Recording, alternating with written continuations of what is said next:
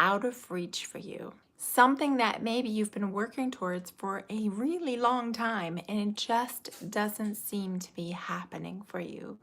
Or are there maybe some goals that as you've grown up, you're just kind of like, very few people reach these goals. I probably won't be one of them. Or life has just dealt you such a hard time, so many challenges over the last few years that you're just like, I'm out of steam. I don't even care anymore, right?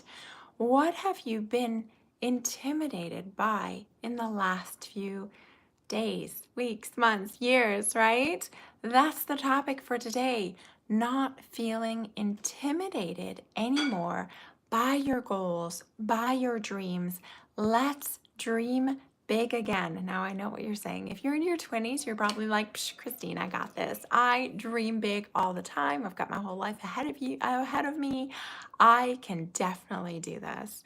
I was like that in my 20s. I was super energetic. I was like, nothing's out of my reach. I can do anything, especially when I first got into law of attraction and Abraham Hicks. I was like, ooh, I'm the creator of my own reality. I can create anything, right? A few years later, now I'm in my 40s and ooh, I've experienced a lot in my life, right? I've gone through a lot of relationships, a lot of breakups, a lot of heartaches, a lot of moves that didn't turn out that way. I went through miscarriage. I went through having a kid and just the challenges of being a single mom, right?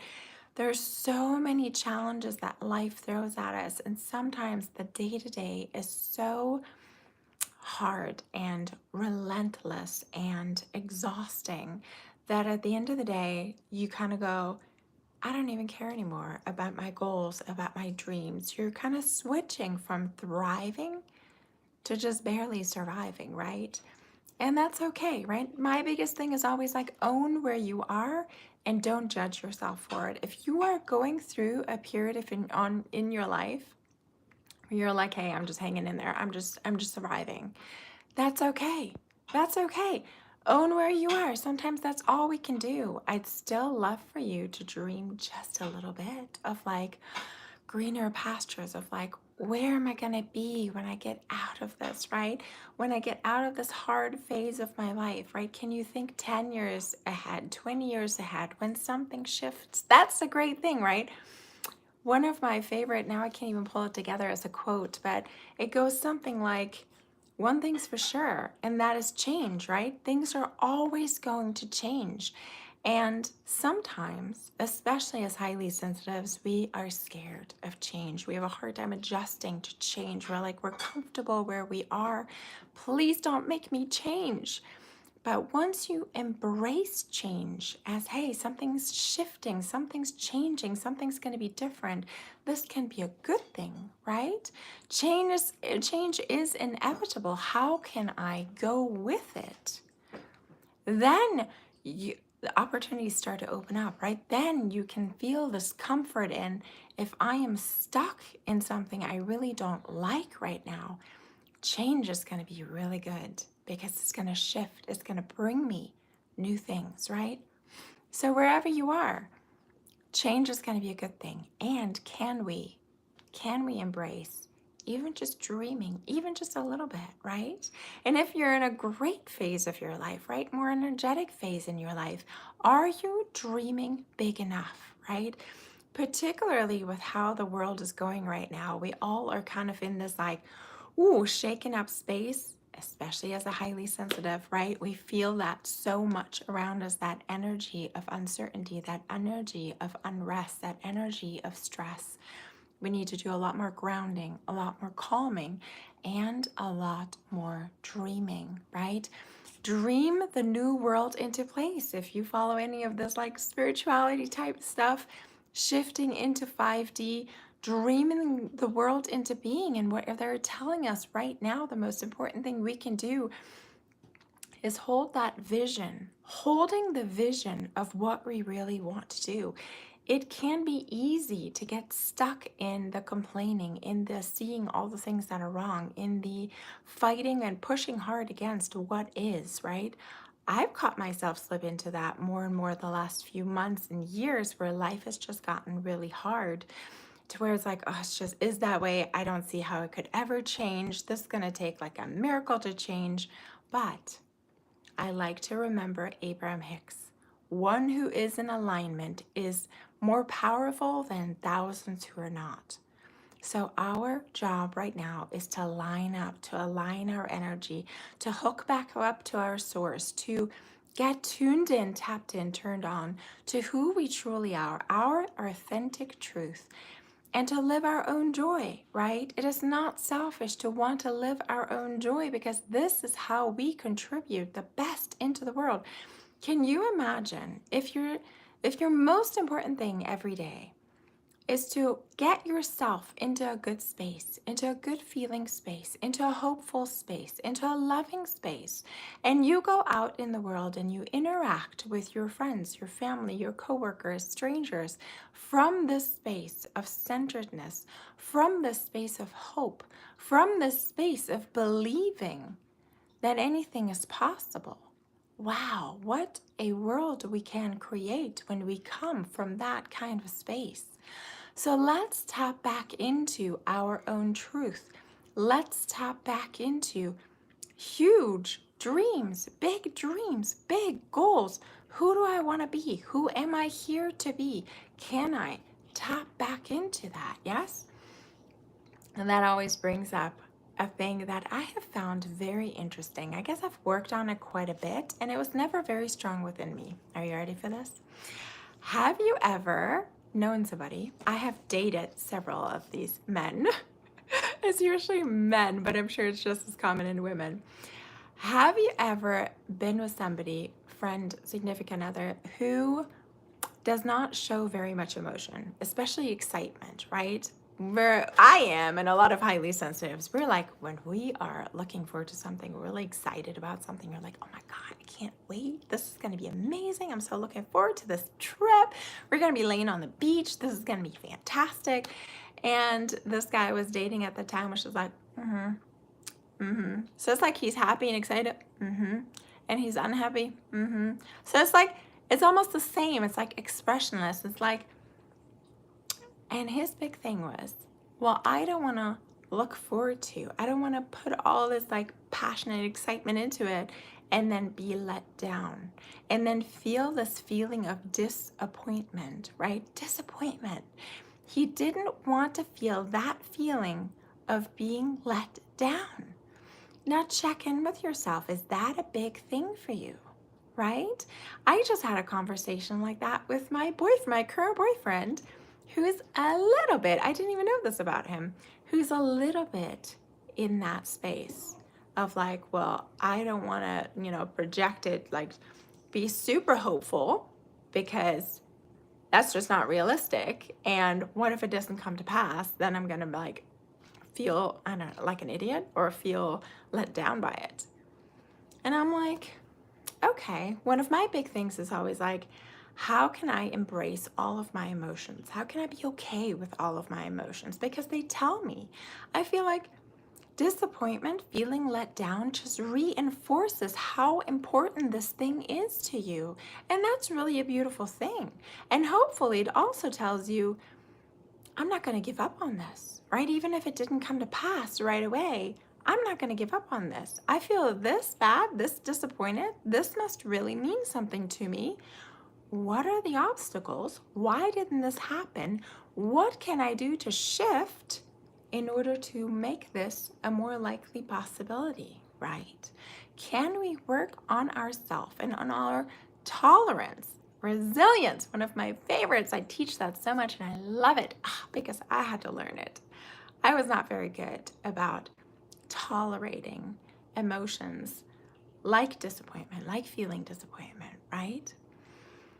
But just ask yourself, what is it costing you? If you're choosing not to get super excited, to not be hopeful, to not shoot for big goals, to not dream big, because you're worried about getting disappointment, what are you really keeping from yourself and from the world? What are you not expressing because you're too worried that it might not work out? Oh my gosh. Let so much more of you come out. Let so much more of your authentic truth and desire and dream and just your light, right? Let your light shine. Don't worry so much about feeling disappointment. Journal about it. Process your emotions. Oh my gosh, amazing. What else did I want to tell you? Yeah, just this. Let me go here. Have you ever watched The Never Ending Story? I'm probably dating myself with this because I was in my childhood, like 6, 7 or so when I watched The Never Ending Story. It is such a powerful movie because if you think about it, spoiler alert, it's the nothingness that swallows everything up, that claims darkness. And it's because kids in particularly stopped imagining, they stopped dreaming, they stopped listening to stories, they stopped inventing their own stories. Yeah, they stopped creating in that way. How much of that are we going through now? How much of that are you going through now, right? They say we're really in this age of like consumerism and consuming so much. Granted, there's also creators, right? We have a lot more Instagram creators, TikTok creators, YouTube creators. So, yay, we are being creative in that way. Hopefully, we're coming up with, well, not even original things, but just like your own take on it, your own spin on it. What does this mean for you, right? Be creative in some way. I just talked the other day about creativity and how that is the greatest antidote against anxiety. We struggle a lot with anxiety as highly sensitives, right? A lot more prone. We feel it much more deeply. Let's bring creativity back in some way or another. But let's also dream big. Let's not be afraid to imagine, even when that imagination is wildly different than what would be appropriate as a realist looking at your current life, your current situation, right? Whatever you are stuck in. Don't see it as impossible. I love following the work of Joey Dispenza. He has been one of my favorites. I've been doing, a lot of reading and research in like healing your body naturally. This has just been one of my passions, right?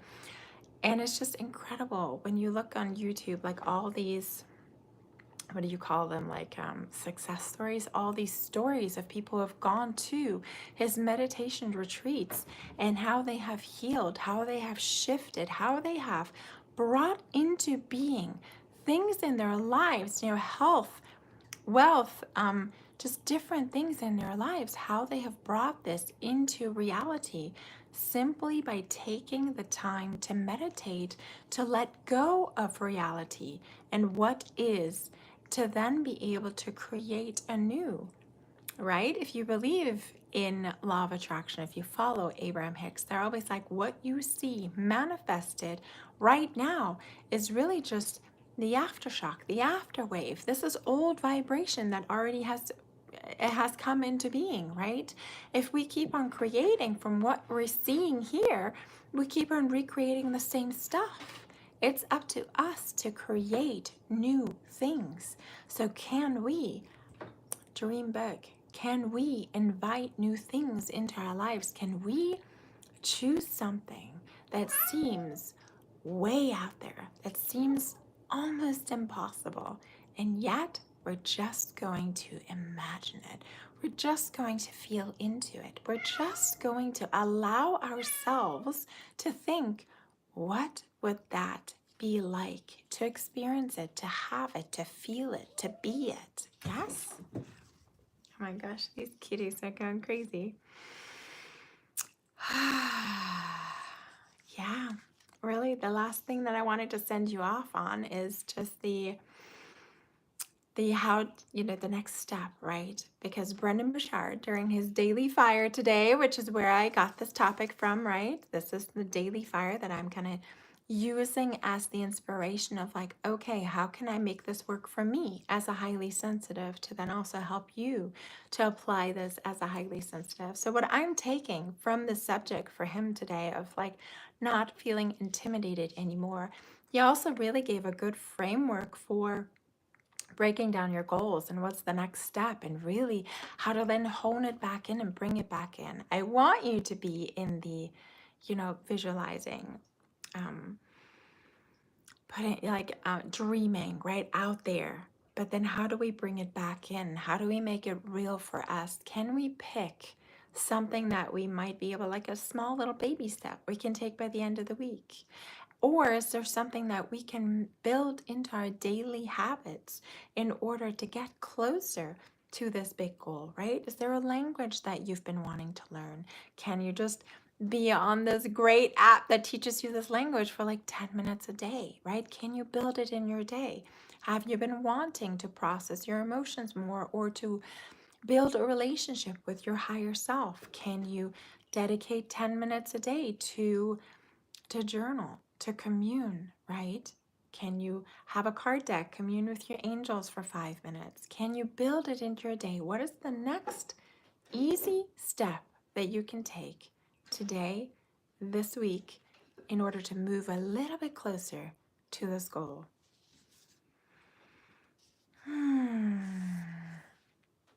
And then finally, how was your day? This has been a long day for me, and I thought I was going to get to you much earlier, and then it just like one thing ran into another, and I was like, oh, okay, I definitely want to check in with everybody and see how your day was. A long time I struggled with at the end of the day going, oh my gosh, there's still so many things I have to do. There's still so many things I wanted to do. I feel like I didn't get to everything I wanted to today. I don't truly feel fulfilled at the end of the day. And then I realized I never even set myself a clear target, right? And that's always the step one is clarity. What's my clear target? So this big dream, this big goal, this big vision can even just be for a single day, right? How do I want to feel during this day? What do I want to bring in more during my day? In the morning, can I take 5 minutes to visualize, to be like, "Ah, what will it feel like at the end of the day when I've had this moment of like intense laughter with my kid, or when I've had this moment of deep, loving connection with my partner where I just feel incredibly supported and adored? You know, what will it feel like when I have that breakthrough at work that I've really been wanting, right? Can we visualize even those small little things of how do I want the day to go? And at the end of the day, how will I feel fulfilled? What needs to happen during my day that at the end of the day, I feel like this was a good day. This was a really good day. And I feel fulfilled. I feel like I did my best to bring all of me today, to be present, to enjoy it, to experience it. Life really is so short here on earth. And I know sometimes it seems really challenging. But can we count those moments that are beautiful? Can we be present every day for those little nuggets during the day, right? Writing 2, 3 things that you're grateful for at the end of the day. Ah, this really worked out for me today. Just to remind yourself there are so many beautiful things about life. All right. You have a great evening, and I will see you tomorrow.